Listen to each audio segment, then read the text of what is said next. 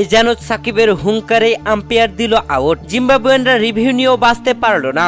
শুরুতেই তাসকিনের জোড়া উইকেটে তছনছ সিকান্দার রাজারা। দর্শক, বাংলাদেশ ও জিম্বাবুয়ে চতুর্থ টি-20 ম্যাচে খেলতে নামে। আর এই ম্যাচে মিরপুর স্টেডিয়ামে মাঠে নেমে শুরুতেই টসে হারে বাংলাদেশ। টসে হেরে বাংলাদেশ ব্যাটিং করতে নেমে ওপেনিং জুটিতে 101 রান করে। তবে তারপরের ব্যাটসম্যানরা আসা যাওয়ার মধ্যে ব্যস্ত হয়ে পড়ে, যেখানে বাংলাদেশ 143 রান করতেই অল আউট হয়ে যায়। পুরো 19 ওভার 5 বল খেলে বাংলাদেশ 144 রান টার্গেট দেয় জিম্বাবুয়েকে।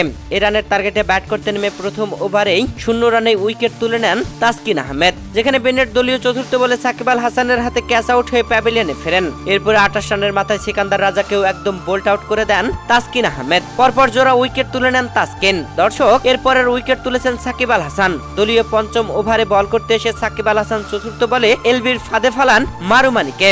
তবে সাকিবের আবেদনটা ছিল একটু অন্যরকম। আম্পায়ার আউট দেওয়ার পরে মানতে পারছিলেন না জিম্বাবুয়ান ব্যাটসম্যান, নিয়েছিলেন রিভিউ। আর রিভিউতে স্পষ্ট দেখা যায় এটা ইজি আউট। তাই তো আউট হয়ে মারুমানিকে প্যাভিলিয়নে ফিরতে হয়। মাত্র 32 রান করতে 3 উইকেট হারিয়ে ফেলে জিম্বাবুয়ে।